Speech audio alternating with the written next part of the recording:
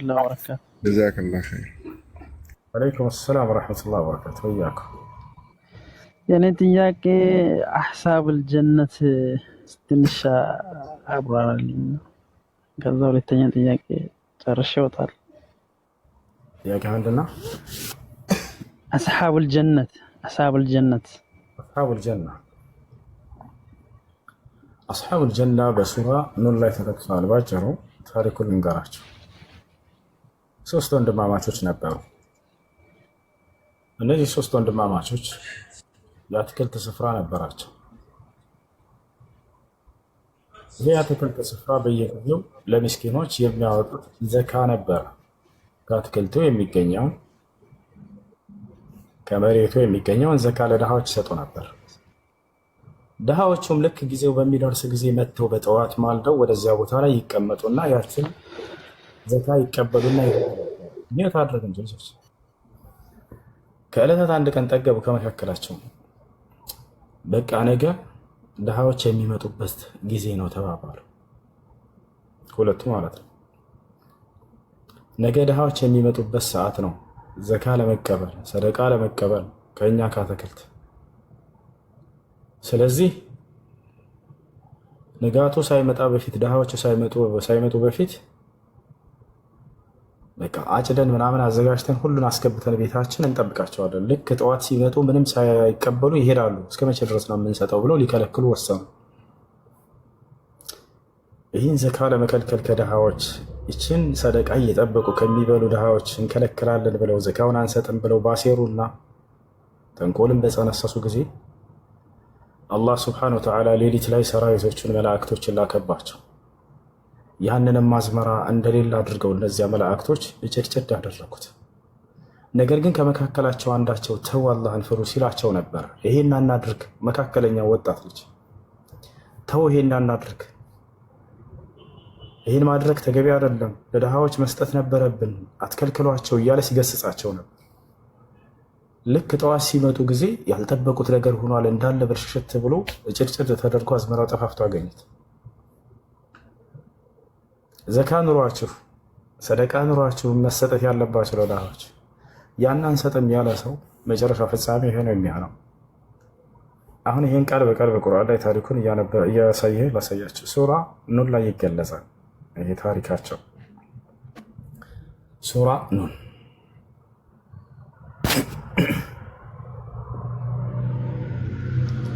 ሱረት ኑን ወልቀለሚ ወማ የስጡሩን ይላል።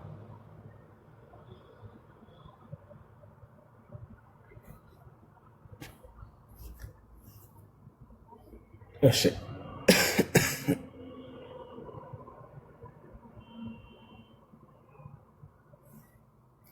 ምን ይላል አላህ ስብሐነሁ ወተዓላ? ያውና ከ17 ላይ ችንን ለቃቅመን ምናምን እናስገባለን ብለው እያሴሩ ነው። ገብታችኋል አይደለ? ማልደውን ፍሬዋን ሊለቅሟት በማሉ ጊዜ እየማሉ ወላ ይስተፍኑን አለ። በመሀላቸውም አያስቀሩምም አለ። አንዲት ነገር እንኳን አናስቀርም ከአዝመራዎቻችን ሁሉንም ጭድጭድ አድርገን እናስገባለን። ጠዋት ድሃዎቹ ሲመጡ በቃ የለም ዞር በሉ እንድንላቸው ዘንድ ማለት ነው። ከዚህ አላህ ምን አደረገ? እነርሱ የተኙ ሆነውም አለ። እነዚህ ሰዎች ይሄን ሴራ ሲራው ተኙ እንቅልፋቸውን። በቃ ማለዳ ላይ ይሄን እናደርጋለን ብለው ተስማምተው ሁለቱ መካከላቸው ያለው ግን የተናገረውን ከታች እናየዋለን። እነርሱ የተኙ ሆነውም ሳሉ ከጌታ የሆነ ዘዋሪ በእርሷ ላይ ዞረባት አለ።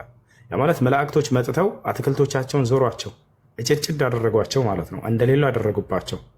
ከዚህ አላህ ምን ብሎ ገለጸው? ፈአስበሐት ከሰሪም እንደ ሌሊት ጨለማም ሆና አነጋች አለ። ከሰለች ማለት ነው። ተመልከቱ፣ ድምጥማጡ ጠፋላቸው። መላእክቶች መጥተው አጠፉት። ፈተናዘው ሙስቢሒን አለ። ከዚያም እነዚህ ሰዎች በጠዋት ተነሱና በማለዳ ላይ ያነጉም ሆነው ተጠራሩ። ተነስ ተነስ፣ በቃ ኑ ሂደን እንጨድ ተባባሉ። ከቤታቸው ተነስተው አን ግዱ ዐላ ሐርቲኩም ኢን ኩንቱም ሳሪሚን፣ ቆራጮች እንደሆናቸው በእርሻቸው ላይ ማልዱ ተባባሉ። ኑ እንሂድ፣ እርሻዎቻችንን ሂደን አዝመራውን እንጨድ ድሃዎቹ ሳይመጡብን በፊት እያሉ ነው። እነሱ እዚያ መላእክቶች መጥተው እንዳጨዱላቸው አላወቁም። ይወታቸዋል። ድሃን በከለከሉ ጊዜ ነው ሰደቃን፣ ድሃን ዘካን በከለከሉ ጊዜ ነው ይህ ቅጣት የመጣባቸው። ፈንጠለቁ ወሁም የተካፈቱን አለ። እነርሱ የሚንሾካሸኩ ሆነው ሄዱም አለ። ማንንም አናስመጣም እዛ ማንም ሳይመጣ በፊት ምናምን እያወሩ እየተንሸካሸኩ ወደ እርሻቸው ጋር ሄዱ። ምን እያሉ ነው የተንሸካሸኩት? ቀጥሎ ገለጸው። ዛሬ በእናንተ ላይ ድሃ አይገባትም በማለት አያችሁ። ማንም ድሃ ሳይመጣ በፊት አጭደን ጨርሰን ከዚያ በኋላ ድሃ ይመጣሉ። ምናሻ እየተንሸካሸኩ ይሄዳሉ። ወገዱ ዐላ ሐርዲን ቃዲሪን አለ። ድሆችን በመከልከልም ላይ በሀሳባቸው ቻዮች ሆነው ማለዱ አለ። በቃ ተስማምተው ምናምን እየፎከሩ ይሄዳሉ። ፈለማ ረአውሃ ባዩት ጊዜ ምን እንደሚከሰት ተመልከቱ። ተቃጥላ ባዩትን ጊዜ እኛ በእርግጥ ተሳሳሾች ነን አሉ። ተሳስተን ነበር ድሃን አናበላም በማለታችን፣ እነሱ ሳይመጡ በፊት አጭደን እንደብቃለን በማለታችን ተሳስተናል አሉ። አሁን ወደ ራሳቸው ተመለሱ። አያችሁ። በል ነሕኑ መሕሩሙን አሉ። ይልቁንም እኛ የተከለከልንን አሉ። ለድሃዎች እንከለክላለን ባልን ጊዜ ይህን ጸጋ እኛ ተከለከልን። ወደ ራሳቸው ተመለሱ። ቃለ አውሰጡሁም መካከላቸው ወንድማቸው ምን እንደሚል ተመልከቱ። ትክክለኛቸው ወይንም መካከላቸው ለእናንተ አላህን ለምን አታጠሩም አላልኳችሁም ምን አላቸው። አላህን አትፈሩም ምን ለምን ድሃን ትከለክላላችሁ አላልኳችሁም ነበር እያለ ነው። ይሄ ከዚያ ሁላቸውም ምን አሉ? ቃሉ ሱብሓነ ረቢና ኢና ኩና ዛሊሚን ተጸጸቱ። ወዲያው ተውበት አደረጉ። ደስ የሚለው ጌታችን ጥራት ይገባው እኛ በዳዮች ነበርን አሉ። ምንድነው በደሉ? ድሃን አንሰጥም በማለታቸው። ዘካ ግዴታ ሆኖ ሳለ ከምታጭደው ነገር አልሰጥም ማለት ለድሃዎች፣ ከምታመርተው ምርት አልሰጥም ማለት፣ ከምታካብተው ሀብት ለድሃዎች አልሰጥም ማለት ይሄ በደል ነው። በራስህ ላይ ያመጣ በደል ነው። ፈአቅበለ ባዕዱሁም ዐላ ባዕድን የተላወሙን አለ። ቀጥሎ የሚወቃቀሱ ሆነው ከፊሎቻቸው ከከፊሉ ላይ መጡ አለ። አንዱ ወደ ሌላው እየዞረ ይህን ማድረግ የለብንም ነበር እያሉ መወቃቀስ ጀመሩ። ቃሉ ያ ወይለና ኢና ኩና ጣጊን አለ። ቀጥሎ ዋ ጥፋታችን እኛ ድንበር ኃላፊዎች ነበርን አሉ። ያሰላ በቃ ወሰን አልፈናል። ምንድነው ድንበር ያለፉት? ድሃን አንሰጥም ብለው በመከልከላቸው ይወቻላና። ከዚያ ምን አሉ? ዓሳ ረቡና አን ዩብዲለና ኸይረን ሚንሃ ኢና ኢላ ረቢና ራጊቡን አሉ። ኢና ኢላ ረቢና ራጊቡን ጌታችን ከእርሷ የተሻለን አትክልት ሊለውጥልን ይከጀላል፣ ሌላ ይሰጠናል አምላካችን አላህ ብለው ወደ አላህ ተጠጉ። እኛ ወደ ጌታችን ከእጃች ነንና አሉ ይላል። ተውበት አደረጉ። አላህ ከዚያ ምን አለ? ይህን ምሳሌ የገለጸበት ምክንያት ከዛሊከ ልዓዛብ ቅጣቱ እንደዚህ ሆኖ አለ። የመጨረሻይቱም ዓለም ቅጣት ታላቅ ነው፣ የሚያውቁ በሆኑ ኖሮ በተጠነቀቁ ነበር አለ። ከዚያ በኋላ የቀጣዩ ዓለም በጣፈንታቸው ከሃዲያኖች ልክ እንዲሁ ነው። በምድራዊ ህይወታቸው ጸጋን እያትረፈረፉ ለምስኪኖች እየከለከሉ፣ ልክ እንዲሁ ደግሞ ለአንዱ አምላክ አንገዛም ብለው ለጣዖት በመገዛታቸው ምንዳቸው በቀጣዩ ዓለም ቅጣቱ ልክ እንዲሆናል ካለ በኋላ አላህ ስለ ጀነት ሰዎች ደግሞ መጨረሻ ይነግረናል። አላህ ደስ የሚለው በቁርአን ላይ ምን እንደሆነ ታውቃላችሁ? ስለ እሳት ሰዎች ዕጣ ፈንታ ተናግሮ ስለ ጀነት ሰዎች ዕጣ ፈንታ ሳይናገር አይሄድም። ስለ ጀነት ሰዎች ቀድሞ ከተናገረ ስለ ጀሃነም ሰዎች ሳይናገር አይሄድም። አሁን ስለ እሳት ሰዎች ተናገረ አይደለ? ከዛሊከ ልዓዛብ ቅጣቱ በቀጣዩ ዓለም ለከሃዲያኖች እንደዚህ እንደሚሆን ተናገረና ስለ ጀነት ሰዎች ሊነግረን ነው። ኢነ ሊልሙተቂነ ዒንደ ረቢሂም ጀናት ነዒም አለ። ለጥንቅቆቹ ወይም አላህ ለሚፈሩት በጌታቸው ዘንድ መጠቀሚያ ገነቶች አሏቸው አለ። ለአማኞች በቀጣዩ ዓለም ገነት እንዳላቸው ተናገረ። ከዚያ ሙስሊሞቹን እንደ ከሃዲዎች አደርጋለሁ ሆነ እናደርጋለን በፍጹም አላደርግም አለ። ሙስሊሞች በቀጣዩ ዓለም ጀነት አላቸው ቃል በቃል አላህ ሱብሓነሁ ወተዓላ።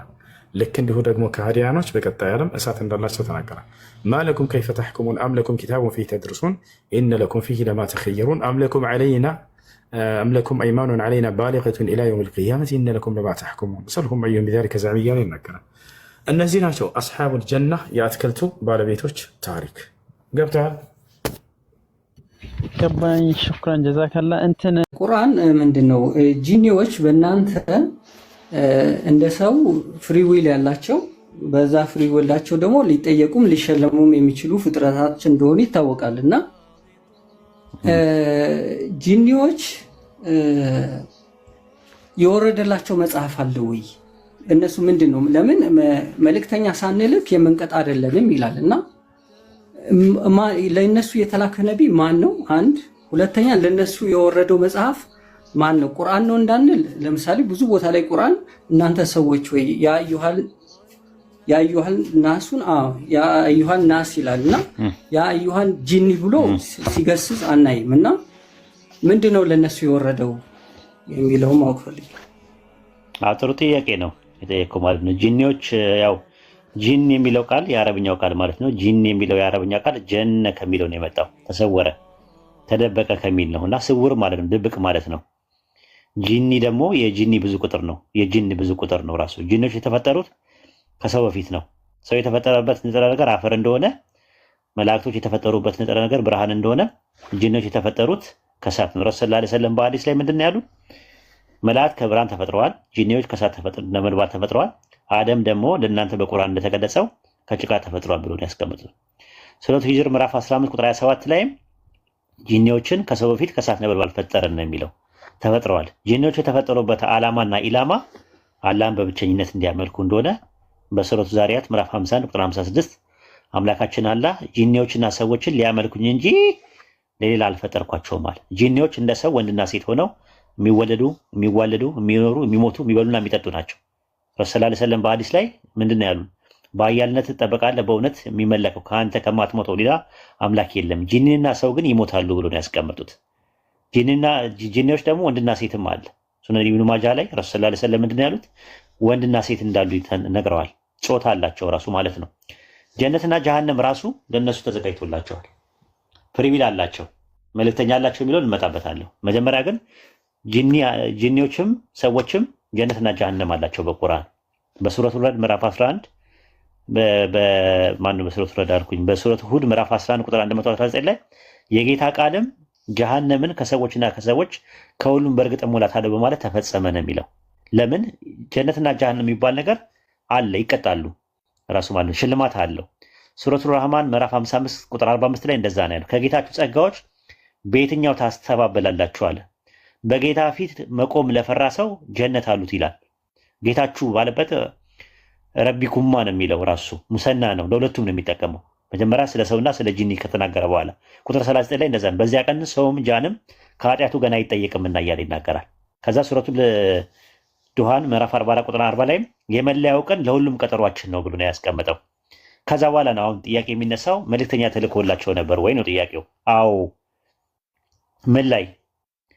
በሱረቱ አናም ምዕራፍ 6 ቁጥር 128 ላይ ሁሉ የሚሰበስባቸው ቀን አስታውስ፣ የጂኒዎች ጭፍሮች ሆይ ከሰዎች ጭፍሮ በማጥበብ በእርግጥ በዛችሁን ይባላሉ። ከዛ በኋላ ነው እንደዚህ የሚላቸው የጂኒዎችና የሰዎች ጭፍሮች ሆይ አንቀጾቼን በእናንተ ላይ የሚተርኩ የዚህን ቀናት ቅጣት ማግኘት የሚጠብቅ የሚያስጠነቅቋችሁ ከእናንተ የሆኑ መልእክተኞች አልመጡምን ይባላሉ። በእርግጥ መጥተውልናል ግን ካድን እያሉ ይናገራሉ ማለት ነው። ስለዚህ ቁርአን ከሚናገረው አደም ራሱ ከመፈጠሩ በፊት ጂኒዎች የሚባሉ ፍጥሮች ነበሩ ራሱ ማለት ነው። ኢብሊስ ታስታውስ እንደሆነ ምንድን ነው ያለው? ወረደ እንዴ ኡስታዝ? ወርቷል። አሁን ነው ወርቷል። ኦኬ ይምጣና እንቀጥላለን ኢንሻአላህ። ያወራው ልጁ እስከሚመጣ ማለት ነው። ኤኒዌይ ልጨርስላችሁ። ከአደም በፊት የነበሩ ጂኒዎች ኢብሊስ ታስታውስ እንደሆነ ምንድን ነው ራሱ ውጣ የተዋረድክ ነህ ሲለው እስከ ፍርዱ ቀን ድረስ አቆየኝ አለው። እስከሚቀሰቀሱበት ቀን ድረስ አለው። ሞቶ መቀስቀስ የሚባለው ነገር ነበረ፣ በአደም የተነሳ አይደለም የተጀመረው። ስለዚህ ሞቶ መቀስቀስ አለ፣ ፍርድ ቀን የሚባል ነገር አለ፣ ጀነትና ጀሃነም የሚባል ነገር አለ። መልእክተኞች አላችሁ ከእናንተ የሆኑ ከእናንተ አንቀጾችን በእናንተ ላይ የሚተርኩ የዚህን ቀን ቀናት የሚያስጠነቅቋችሁ ከእናንተ የሆኑ መልእክተኞች አልመጡላችሁ ምን ይላቸዋል? አለ መጥተውልናል ብሎ ይላሉ። ስለዚህ ከጂኒዎች የሆኑ መልእክተኞች ረሱሎች ነበሯቸው። ይህንን ነው መልካም ሰሪዎችን ወዳለሁኝና አለ ማለት ነው። ይህን ይመስላል። እንዳጠቃላይ በዚህ ነገር መስማማት አይፈቀድላቸውም። እስከ ህይወታቸው ፍጻሜ ድረስ ሶብር አድርጎ ሰውየው መታገስ ነው ያለበት። በካንሰር ቢሞት ሰውየው ሸሂድ ነው። ምክንያቱም በሰው በሆዱ ላይ ማንኛውም በሽታ ሆዱ ላይ ካንሰር ማንኛውም ሊሆን ይችላል። በሆድ ምክንያት የሞተ ሰው በጥቅሉ ሸሂድ እንደሆነ ነቢ ሰለላሁ ዐለይሂ ወሰለም ተናግረዋል። ያን ምንዳ ያገኛል። ነቢያችን ሰለላሁ ዐለይሂ ወሰለም ሐዲስ ላይ ምን አሉ? አሹሃዳኡ ኸምሳ፣ ሸሂዶች ሰማዕታቶች 5 ናቸው አሉ። አልሐሪቅ ወልገሪቅ ወልመህዱም ወልመጥዑም ወልመብጡን ወልሙጃሂዱ ፊ ሰቢልላህ። ሰማዕታቶች እነዚህ ናቸው ብሎ ተናገሩ። ሸሂዶች ናቸው። በእነዚህ አሁን በምገልጽላችሁ አሟሟት የሞቱ ሰዎች ሸሂድ ናቸው። ምንዳቸው የሸሂዶች ነው። በጣም ታላቅ ምንዳ አላቸው። ሰማዕታት ይባላሉ። አንደኛ አልሐሪቅ፣ ተቃጥሎ የሞተ ሰው በእሳት አደጋ ራሱን ያቃጠለ ሰው እሱን አይመለከትም። እሱ የጀሃነም ይሄዳታል። ነገር ግን የሆነ ቦታ እየሰራ እያለ ሊሆን ይችላል፣ ወይ የሆኑ ሰዎች እንቅልፉን ተኝተው ሰውየው እሳት አደጋ አስነሱና ሳያስበው ተቃጠለ። ሰው ነፍስን ማትረፍ አልቻለም። ተቃጥሎ በእሳት አደጋ ሞተ በጥቀን። ወይ መኪና እየነዳ እያለ በእሳት ተቃጥሎ ሊሆን ይችላል ሰውየው ሳያስበው። እንዳጠቃላይ ተቃጥሎ የሞተ ሰው ሸሂድ ነው። ሁለተኛ አልገሪቅ በውሃ ሰምጦ የሞተ ሰው ራሱን ገብቶ ያሰምጠን ሰው አይመለከትም። ነገር ግን እየዋኘ እያለ ሊሆን ይችላል ሳያስበው፣ ወይንም ደግሞ በጀልባ በመርከብ እየተጓዘ ሊሆን ይችላል። የሆነ ማዕበል መጣና ገለበጣቸው፣ ሞቱ። እነዚህ ሰዎች ምንድን ናቸው? ሸሂዶች ናቸው፣ ሰማዕታቶች ናቸው። ሶስተኛ አልመብጡን በሆድ ህመም ምክንያት የሞተ።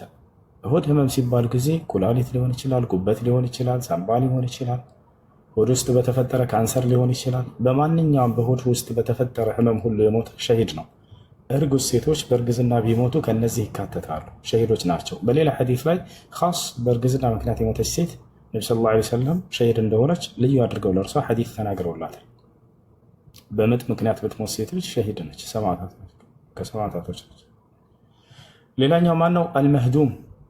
መህዱም ማለት የሆነ ነገር ተደርብሶበት የሞተ ሰው፣ ቤት ሊሆን ይችላል፣ ተደርብሶበት ሞተ። በመኪና አደጋ የሞተ ሰው ከዚህ እንደሚጠቃለል ታላቁ ዓሊም ሼክ አብዱልዓዚዝ ብን ባዝ ረሒመሁላህ ተዓላ ተናግረዋል። በመኪና አደጋ ተገልብጦ ሊሆን ይችላል፣ ተጋጭቶ ሊሆን ይችላል፣ መኪና ተጭኖት ሊሆን ይችላል፣ የሆነ ዛፍ ተጭኖት ሊሆን ይችላል። ድንጋይ መጥቶ ከላይ አናቱን አለውና ተደርብሶበት ያ ሞተ። ይህ ሰውዬ ከሸሂዶች ነው። ሌላው ማን ነው? አልመጥዑን። መጥዑን ማለት በወረርሽኝ ህመም የሞተ ሰው ልክ እንደ ኮሮና ምናምን የሆነ ተላላፊ የሆነ በሽታ ቤቱ በሰላም በተቀመጠበት በሰላም እየተጓዘ እያለ የሆነ ተላላፊ በሽታ መጣና አጠቃው፣ ሞተ። ሰው ከሸሂዶች። ሌላኛውና የመጨረሻው ታላቁ የሸሂድ አይነት ምንድን ነው? አልሙጃሂዱ ፊ ሰቢልላህ፣ በአላህ መንገድ ላይ ጂሃድ እያደረገ ትግል እያደረገ ሳለ የተሰዋ ሰው፣ እሱ ትልቁ የሸሂድ አይነት ነው። እና እነዚህ ናቸው። እና የሰው ሰብር አድርጎ በህመሙ ላይ ቢጸና የተሻለ ነው። ራሱን ቢያጠፋ ወደ ጀሃነም ነው የሚሄደው። ቢታገስ ግን የሸሂዶችን ምንዳ ያገኛል። ይሄን ያስላስ። ሹክራን ጀዛከላህ። መርሐባ። እሺ ቀጥሉ። ሰላም አለይኩም። ወአለይኩም ሰላም ወረሕመቱላህ። አልሐምዱሊላህ። እሺ እንትን የሆነ ካፊር ቤት ዛሬ ማለት ነው ሱረቱል አንቢያ 9ኛውን አያ እንትን እያሉበት ነበርና እስኪ ተፍሲሩን ታብራራልኝ ብዬ ነው። ያለሽ ምንድነው መሰለህ? አይ ሙሉን ብታብራራልኝ ተፍሲሩን ፈልጌ ነው። እሺ ሱረቱል አንቢያ 91ኛው አያ ሱረቱል አንቢያ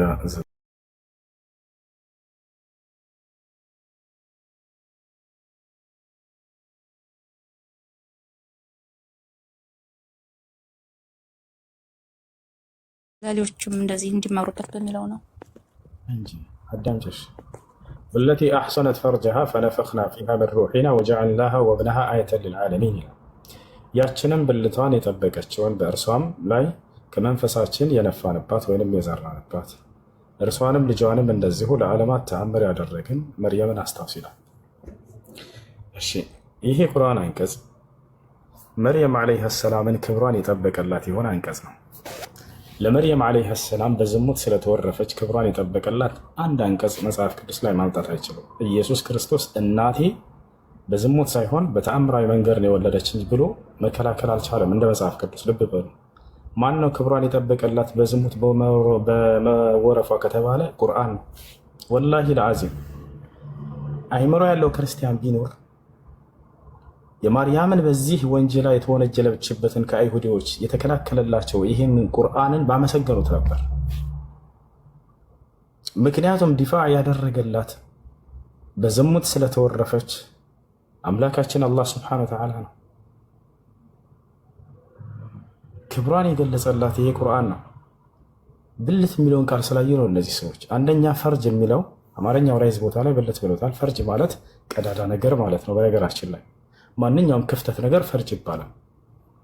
ወማ ለሃ ሚን ፍሩጅ ይላል አላህ ስለ ሰማይ ሲናገር፣ ሰማይን ወደ ሰማይ ቀጥ ብትለህ ብታያት ለእርሷ ቀዳዳ የላትም ይላል። ወማ ለሃ ሚን ፉሩጅ ማለት ብልቶች የላትም ሰማይ ማለት ነው አይደለም። ስለዚህ ሁለት ትርጉም አለው ከሰለፎቻችን ዘንድ። አንደኛ ምንድነው ብልቷን ከማመንዘር ጠብቃለች የሚለው ነው። ሁለተኛ ደግሞ ምንድነው ወለቲ አሕሰነት ፈርጀሃ ፈነፈኽና ፊሃ ሚን ሩሒና መልአኩ ጅብሪል ዓለይሂ ሰላም መጥቶ ዘራባት የሚባለው ነገር ምንድነው? ፈርጅ የሚለው ይሄ በልቧና ልቧ መካከል ያለው የልብሷን ቀዳዳ ለማለት ነው። ጅብሪል መጥቶ አይ ፊ ጀይቢሃ ብሎ አብደላህ ብን ዓባስ ፈስሮታል። ትክክለኛው ተመራጩ ተፍሲር እንዳውም እሱ ነው። አብደላህ ብን ዓባስ ፈርጅ የሚለውን ጅብሪል ዓለይሂ ሰላም መጥቶ በልብሷ መካከል ሩሕን ዘርቶ መሄዱን ነፍቶ መሄዱን ለመግለጽ ነው ብሎ ቃል በቃል ተናግሯል። ይዟቸዋል አይደለ? ይህ ነው እንዳጠቃላይ። ያኛውን ቢሆን ራሱ ብልቷን ከማመንዘር የጠበቀች እያለ ክብሯን የገለጸበት ነው። ገብታችኋል አይደል? ይሄንን ለማርያም በዝሙት እንደወለደች መጽሐፍ ቅዱስ ይናገራል ወይ? አይሁዶች ተናግረዋል ወይ? አዎ ተናግረዋል። ነገር ግን የሚከላከልላት አንድ አንቀጽ አለ ወይ? ላ የለም በፍጹም። አይ በዝሙት አልወለደችም የሚል የለም። አላህ ቃል በቃል በቁርአን ላይ ግን ተናግሮላታል። ገብታችኋል አይደል? ተከላክሎላታል። በፍጹም ይሄን አላደረገችም ብሎ ረድ ያደረገላት አላህ ሱብሓነሁ ወተዓላ ነው። እርሷን እንዳውም በዝሙት የወለደችው በማለታቸው አላህ ረግሟቸዋል አይሁዶች ለእርሷ ክብር ሲል። ገብታችኋል አይደል? በዝሙት እንደተወለደ መጽሐፍ ቅዱስ ላይ የተነገረበት አይሁዶች ፊት ለፊት ኢየሱስን ተናግረውታል። ሊከላከል እንኳን አልቻሉም፣ እንደ መጽሐፍ ቅዱስ ማለት ነው።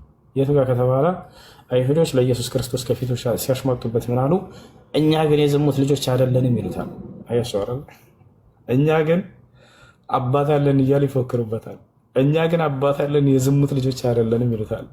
አንተ የዝሙት ልጅ ነህ እያሉት ነው። ያቻላል። አይሁዶች እስካሁን ድረስ የሚያምኑት ነገር ምንድነው?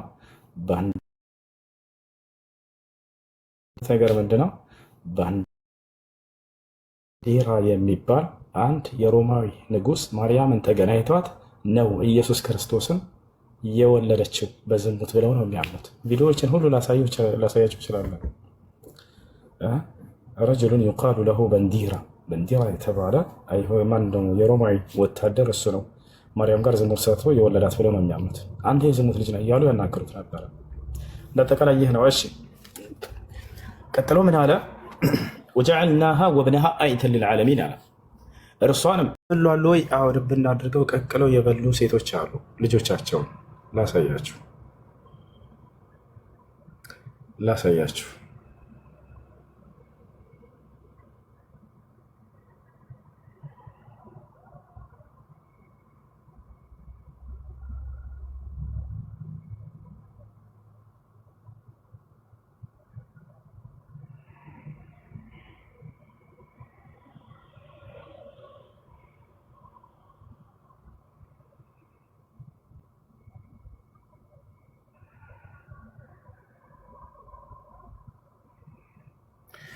እሺ ምን ይላል እዚህ ጋር? ልጄንም ቀቅለን በላ ነው። ያ ሰላም። ታሪኩ ምን መሰላችሁ? ከላይ ጀምሬ ያነብላችኋለሁ። ሁለት ሴቶች ራብ ይለቅባቸዋል እግዚአብሔር በዚያ ከተማ ላይ። በጣም ሲራቡ ጊዜ ሁለት ሴቶች ተመካከሩ። ዛሬ ያንቺን ልጅ አምጪና ቀቅለን እንብላና ነገ ደግሞ ያኔን ልጅ እንበላለን አለቻት አንዷ። እሺ ተባብለው ይስማማሉ። ያ ጀማ ከተስማሙ በኋላ አንዷ ልጇን አምጥታ ቀቅለው በሉ። በሚቀጥለው ቀን አምጪ ልጅሽን እንብላ ስትላት ጊዜ አይ አላስበላም እኔ ልጄን ብላ ሸሸገች፣ ቃሏን አፈረሰች። መታ ለንጉሱ ትከሳለች እች ሴት። አሁን ታሪኩን ላምብላችሁ እዚሁ ነው ተመልከቱ። በሰማርያም ታላቅ ራብ ሆነ አለ። በሰማርያም ታላቅ ራብ ሆኖ ነበር። እነሆም የአህያ ራስ በ50 ብር፣ የአህያ ጭንቅላት ሁሉ ይበላ ነበር። ተመልከቱ። የአህያ ራስ ስንት ነው ዋጋው? 50 ብር።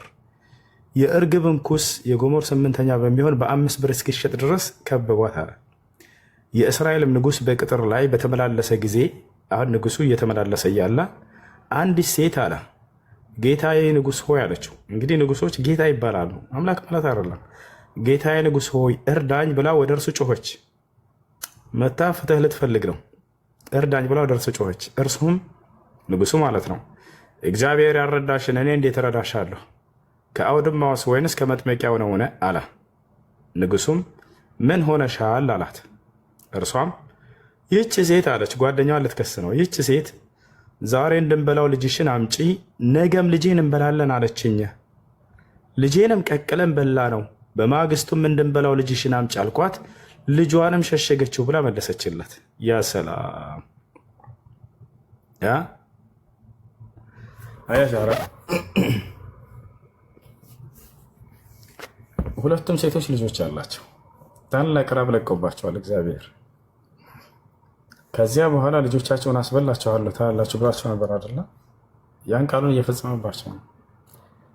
ይራቡና እነዚህ ሰዎች ነይ ዛሬ ልጃችንን ቀቅለን እንብላ፣ ነገ ደግሞ አንቺን ልጅ እንበላለን ተባብለው ተስማምተው አንዷ ልጇን አሳርዳ ከበሉ በኋላ ከጠገቡ በኋላ ነገ በይ አንቺን ልጅ አምጪ እንብላ ስትላት እኔ ልጅን አላስበላም ዞር በይ ትላታለች።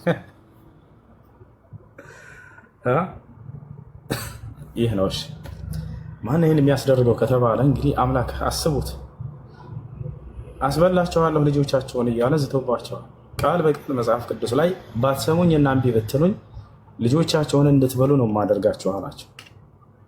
ቃሉም ተፈጻሚ ነውና ቃሉን ፈጸማሽ። ጥያቄ ያለ ቀጥል።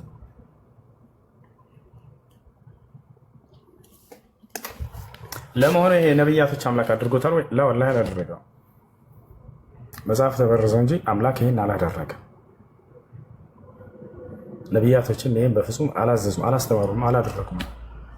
እሺ ጥያቄ ያለ ይቀጥል። ጥያቄ ከሌላቸው ቦታ እንልቀቅ ለሌሎች። ሰላም አለይኩም ወረህመቱላሂ ወበረካቱ። ጀዛከላህ ኸይር። ወአለይኩም ሰላም ወረህመቱላሂ ወበረካቱ። ወያኩም